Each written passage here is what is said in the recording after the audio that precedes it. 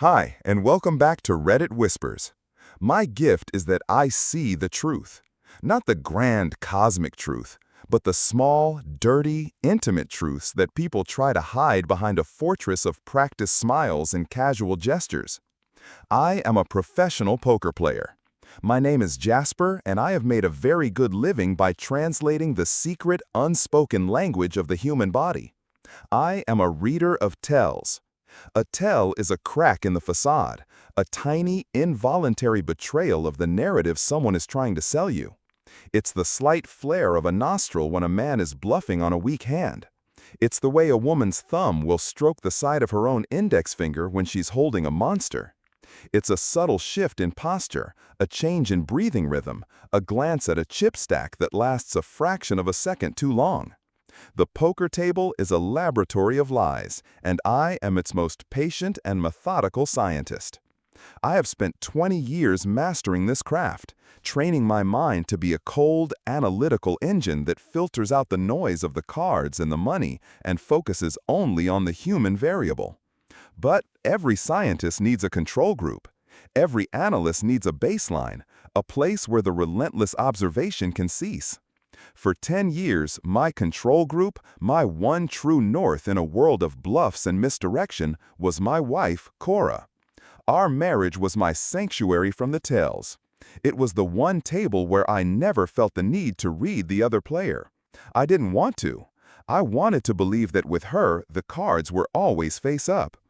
I trusted the narrative she presented because I needed a place where trust was possible. She was my respite from my own damnable gift. She knew what I did, but she didn't truly understand it. She saw it as a strange, stressful, but lucrative quirk, like being a commodities trader or a bomb disposal expert. She loved the life it provided, the beautiful, quiet house far from the glitter and grime of the casinos, the financial freedom, the long stretches of time I could spend at home between tournaments. She was, I believed, the pot of gold at the end of my long, grinding soul-crushing. The World Series of Poker in Las Vegas is not a tournament. It is a pilgrimage. It is 2 months of psychological warfare, a marathon of sleepless nights and adrenaline-fueled days, a place where fortunes are made and souls are systematically dismantled, one bad beat at a time. I was deep into the main event, on day 4, a brutal war of attrition where the field of thousands had been whittled down to a few hundred. The air in the Amazon ballroom at the Rio was thick with the smell of stale coffee, desperation, and the collective unblown tension of millions of dollars hanging in the balance. Cora was not with me. She was supposed to be in Oregon, visiting her mother, who was, she had told me, having a difficult time after a recent surgery. Her voice on the phone the night before had been a symphony of loving concern and filial duty. "I feel so bad I'm not there with you, Jas," she had said, her voice soft and full of a perfect practiced sincerity. "But Mom really needs me. You know how she is." I knew. I had pictured her there, in her mother's quiet, lavender-scented house, holding her hand, being the good, compassionate daughter she had always been. It was a comforting image, a fixed point of goodness in the shark tank I was swimming in. It was around 11 p.m.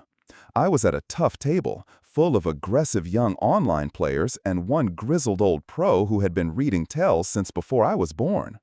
I was in a state of deep focus, a trance-like state where the world beyond the 10-foot circle of my table ceased to exist.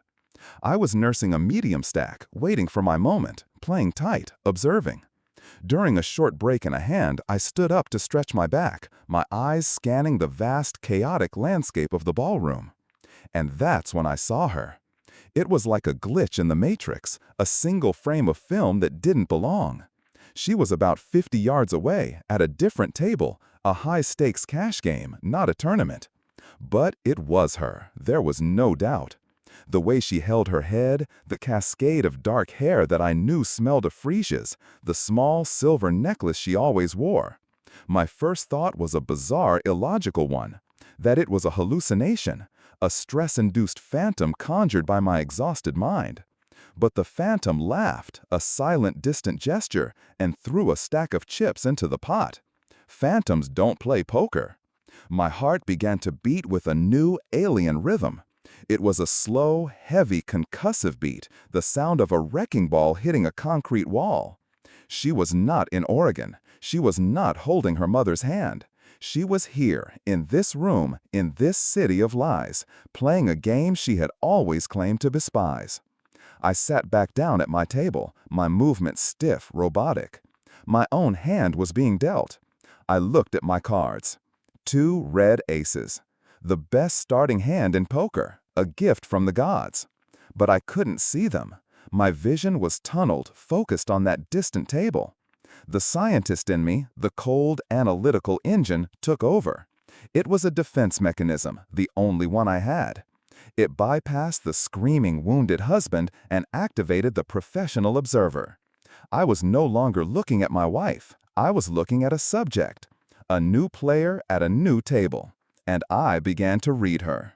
For the first time in our 10 years together, I turned the full, merciless, and unfiltered power of my professional gaze upon the woman I loved. And I saw everything. I saw the way she touched the small silver charm on her necklace whenever she was bluffing. A tiny, almost imperceptible caress of her thumb against the cool metal. It was a gesture I had seen 1,000 times in 1,000 different contexts. When she would tell me a little white lie about the price of a new dress, when she would invent a plausible excuse for being late. I had always seen it, but I had never read it. I had filed it away under the category of Cora's endearing quirks. I had willfully, lovingly chosen to be blind. Now I saw it for what it was. It was a tell. As reliable and as readable as a blinking neon sign. I watched her play a hand. She was in a big pot with a man sitting opposite her. He was an older man, handsome in a predatory silver fox kind of way, wearing a watch that was worth more than my car. She put out a big bet on the river, the final card. And as she pushed the chips forward, her thumb went to the necklace. It was a bluff. A desperate, beautiful, and utterly transparent bluff. The man across from her, a tourist, a mark, didn't see it. He looked at her confident smile, her relaxed posture, and he folded his hand. She raked in the massive pot, her face a mask of cool, professional satisfaction. But then she looked up at the man, and she gave him a small, conspiratorial smile, a smile of shared victory. And he smiled back, a slow, proprietary smile that was not the smile of a fellow poker player. It was the smile of the man who had paid for her seat at the table. He was not her opponent. He was her backer, her partner. He was the reason she was here. My own hand was playing out. The action was on me. The young player to my right had raised. He was trying to represent a strong hand, but the pulse in his neck was a frantic, terrified hummingbird. He was bluffing.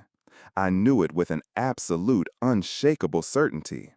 The old me, the professional Jasper, would have re-raised instantly, putting him to the test, taking his chips. But I couldn't move. My hands felt like they were cast in lead. I was paralyzed, trapped between 2 realities, 2 tables, 2 truths. The truth of the cards in my hand and the truth of the woman across the room. I was holding pocket aces, but my life, my entire 10-year marriage, had just been revealed as a stone-cold bluff. I looked at my chips. I looked at the dealer.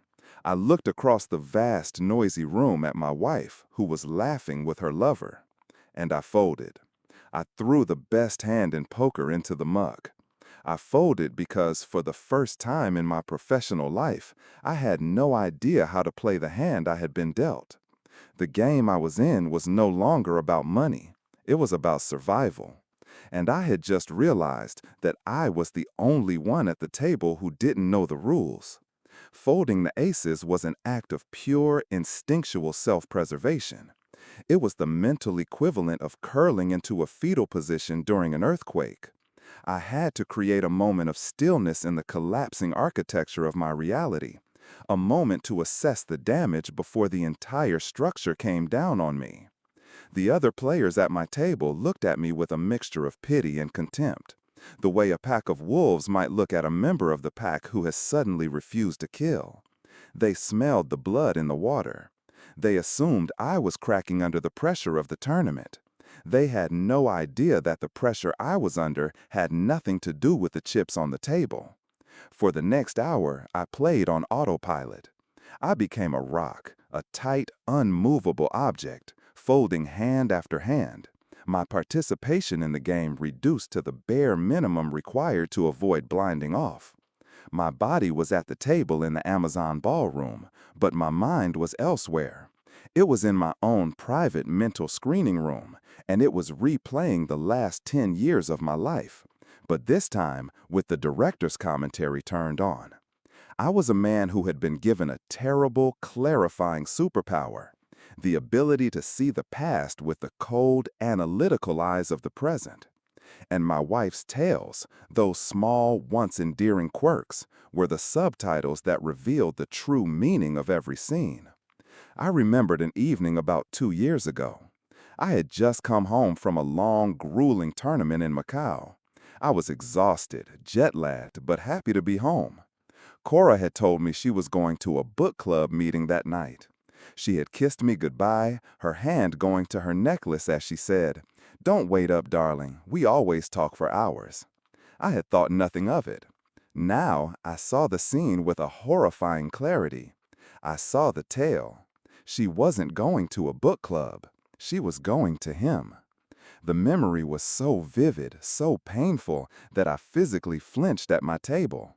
The old pro sitting across from me, a man named Silas, noticed. His eyes, which had been half closed in a state of bored observation, narrowed slightly. He had seen my tale. He had seen the crack in my own facade. My mind jumped to another memory, a phone call from last year. She had told me she was taking a solo spa weekend to a retreat in Northern California. She said she needed to recharge her batteries, that the stress of my job and her mother's health was getting to her. I had not only supported the idea, I had insisted on paying for it, happy that she was taking care of herself. I remembered her voice on the phone from the spa. It was full of a relaxed, serene happiness. She described the massages, the yoga classes, the healthy food. And I remembered now, with a fresh, searing pain, that in the background of that call, I had heard a faint, distant sound I couldn't place.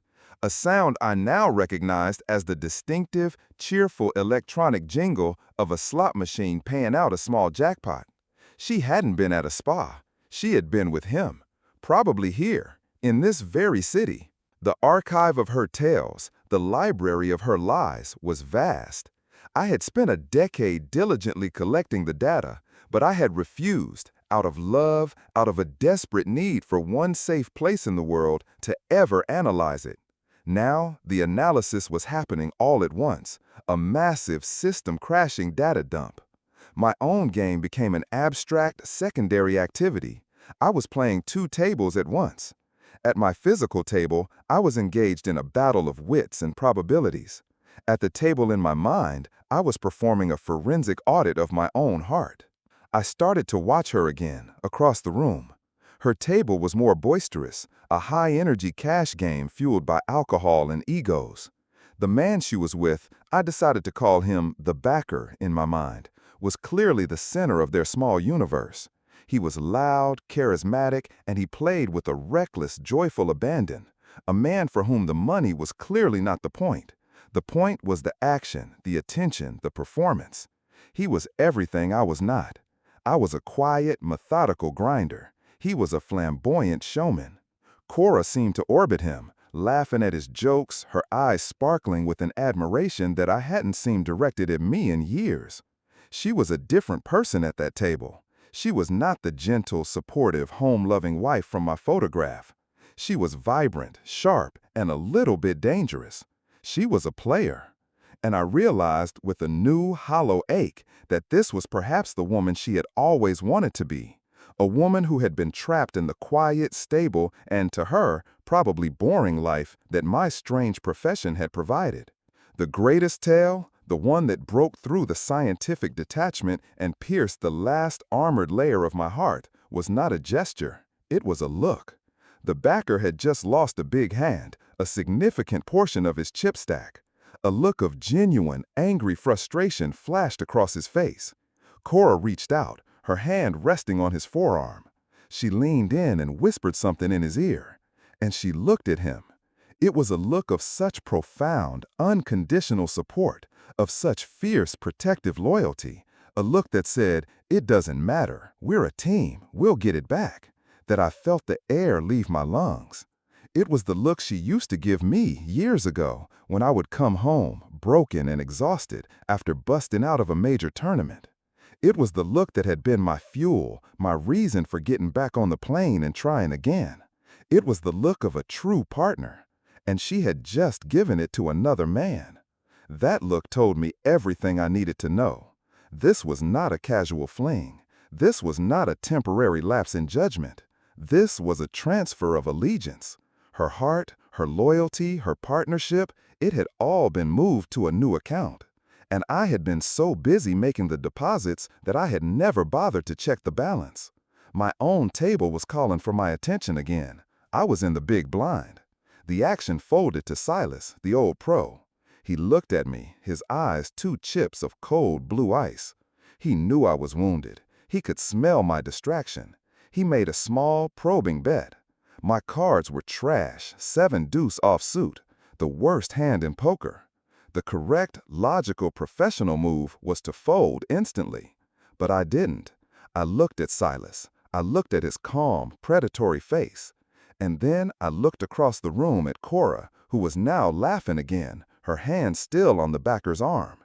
And a new emotion, an emotion I had not allowed myself to feel at a poker table for a very long time, rose up in me.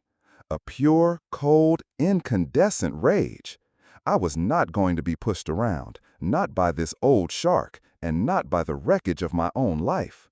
I looked back at Silas. I picked up a large stack of chips, a stack that represented a significant portion of my tournament life, and I pushed them into the middle. A massive, illogical, and completely insane re-raise. A stone-cold bluff. I was holding nothing, but I was representing everything. And as I pushed the chips forward, I felt my own thumb, almost of its own accord, brush against the side of my index finger. It was my tail. The tail I had spent years suppressing. The tail that only came out when I was under extreme, unendurable pressure. Silas saw it. His eyes flickered down to my hand for a fraction of a second. He had seen the crack. He knew I was weak. He knew I was bluffing. He smiled a small, grim, professional smile. He had all the information he needed to call me, to take my chips, to end my tournament. And I just stared back at him, my face an empty, unreadable mask, my heart a black hole of utter, complete indifference. I had already lost everything that mattered. What was one more pot? The moment hung in the air, thick and heavy as the humid, recycled atmosphere of the casino. Silas stared at me, his old reptilian eyes processing the data. He saw my bet, a bet of pure, irrational aggression. He saw my tail, the tremor in my hand that I hadn't been able to suppress. He had every logical reason in the world to call my bluff. The entire table was silent, watching the slow-motion collision of the wounded animal and the old predator. Across the room, Cora's table was oblivious, a distant island of laughter and clinking chips. My entire universe had shrunk to this small green felt battlefield. I held Silas's gaze, and in that moment, I wasn't thinking about the cards or the money. I was thinking about Cora. I was thinking about the nature of a bluff. A bluff is a story. It's a lie you tell with your actions, hoping the other player will believe it. For 10 years, I had believed the story Cora was telling me. The story of the devoted wife, the quiet home life, the sick mother in Oregon. It was a beautiful, convincing, and expertly told story. And I had bought it hand after hand, year after year, because I had wanted so desperately for it to be true. Now I was telling my own story, a story of reckless, unshakable strength. My massive bet was a lie, a fiction designed to project an image of power I did not feel. But as I sat there under the hot lights, I realized something profound. The strength of a bluff is not in the storyteller. It is in the mind of the person being told the story. It is in their fear, their uncertainty, their willingness to believe. And Silas, for all his experience, was now facing a variable he couldn't quantify. A man who was clearly unhinged. A man who was playing not by the rules of logic, but by the rules of pure, raw emotional chaos. He was looking at a man who had nothing to lose. And that is the most dangerous player at any table. He stared at me for what felt like a lifetime. And then, with a small, almost imperceptible sigh of frustration, he folded. He threw his cards into the muck. The table gasped. The old pro had backed down. He had backed down to the abyss of my irrationality and had decided he didn't want to risk his tournament life to find out what was at the bottom. I raked in the pot, my hands moving with a mechanical slowness. It was a hollow victory. I had won the battle, but it had only served to remind me of the war I had already lost. The win, however, did something to me. It shocked my system. The cold, analytical engine in my brain, which had been sputtering and failing, suddenly kicked back into gear. The rage and the despair receded, replaced by a familiar and deeply comforting sense of cold, hard clarity. I was a poker player, and the situation I was in was the ultimate poker game. A loud, messy, emotional confrontation was not my style. That was a fish's move, an amateur's tantrum. A professional does not scream and throw things. A professional analyzes the situation, identifies their opponent's weakness, and formulates a plan to exploit it. My opponent was Cora. Her strength was her ability to maintain her facade, her perfect, charming story. Her weakness was her tails, the cracks in that facade that only I could read. And her greatest weakness of all was her belief that I was blind to him. The plan began to form in my mind, a quiet, intricate, and deeply personal strategy. I would not confront her. I would not expose her. I would not cause a scene. I would simply call her bluff. I would send her a message that only she would understand, a message that would tell her in no uncertain terms that I knew, that I had seen her cards, and I would let her decide what to do with that information. The tournament went on a break. Players scattered, heading for the restrooms or the nearest coffee stand. I stayed at my table, a quiet, still point in the swirling chaos. I had to devise a method of communication. I couldn't walk over to her table. That would be too direct, too confrontational. I needed a third party, a neutral messenger. I saw a cocktail waitress, a young woman with a tired, professional smile, making her rounds. I flagged her down. I ordered a bottle of water, and then I asked her to do me a favor. I took out a crisp $100 bill and folded it into her hand. "I need you to deliver a message for me," I said, my voice low and calm. "To the lady at that cash game over there." I pointed towards Cora's table, the one with the dark hair and the silver necklace. The waitress nodded, her eyes on the money. "What's the message?" she asked. This was the critical moment. The words had to be perfect. They had to be a scalpel, not a sledgehammer. They couldn't be an accusation that a stranger would understand. They had to be a code, a key that would unlock a secret room in her mind alone. I thought about the spa weekend. I thought about the slot machine jackpot jingle I'd heard in the background of her call. I remembered the name of the spa she had claimed to be at, Serenity Pines. "The message is this," I said, my words precise and deliberate. Just 5 words. "Serenity Pines has no slot machines."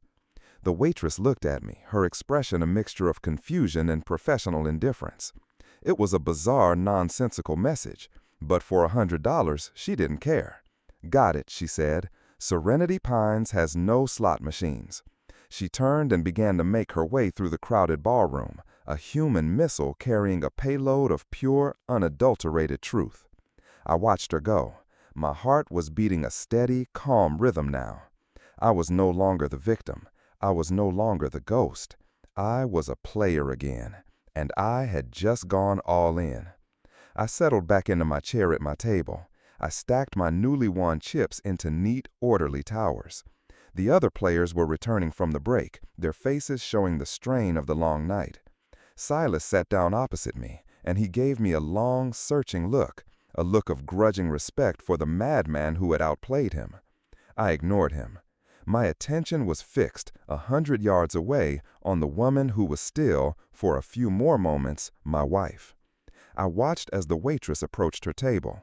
I watched as she leaned in and delivered the message, a quiet, paid-for whisper in the middle of a loud, chaotic poker game.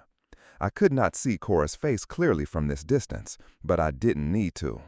I knew her tales better than I knew my own heartbeat. I knew that when she was truly, utterly shocked, she had a specific, involuntary reaction. She would bring her left hand up to her throat, her fingers resting just above her collarbone, as if to protect herself from a blow that had already landed. The waitress delivered the message and walked away, and Cora's hand, as if pulled by an invisible string, went straight to her throat. The bluff had been called.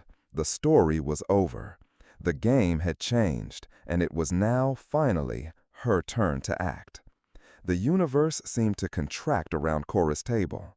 The cacophony of the Amazon ballroom, the riffling of 1,000,000 chips, the murmur of 1,000 conversations, the disembodied announcements from the tournament director, all of it faded into an irrelevant ambient hum.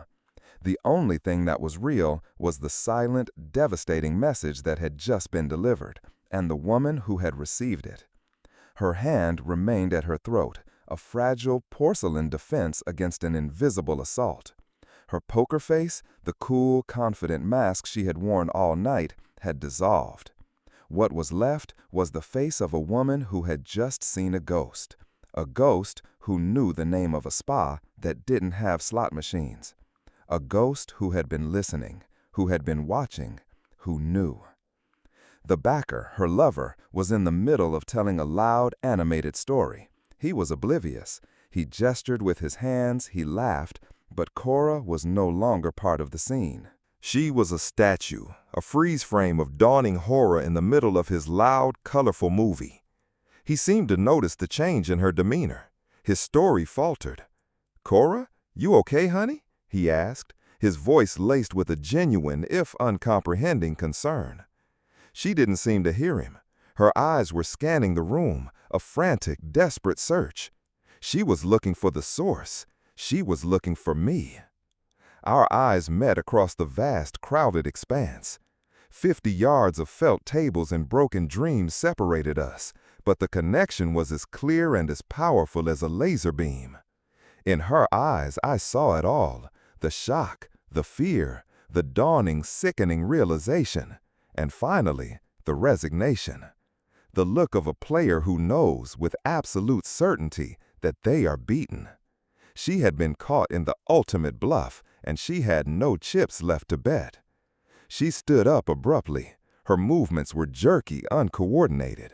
She mumbled something to the backer, an excuse I couldn't hear but could easily imagine. A sudden headache, a wave of nausea. She grabbed her purse from the floor. She didn't even bother to cash in her chips. A significant amount of money, left abandoned on the table, a testament to the fact that the game she had been playing had never really been about the money. The backer looked utterly bewildered. His perfect, fun-loving evening had been inexplicably derailed. He started to stand up to go after her, but she gave him a sharp, dismissive shake of the head.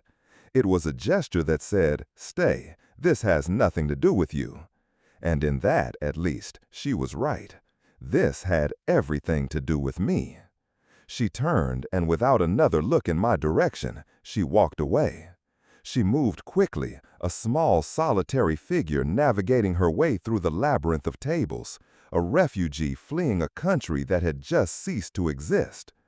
I watched her until she disappeared through the exit doors, swallowed up by the bright, artificial glare of the casino beyond.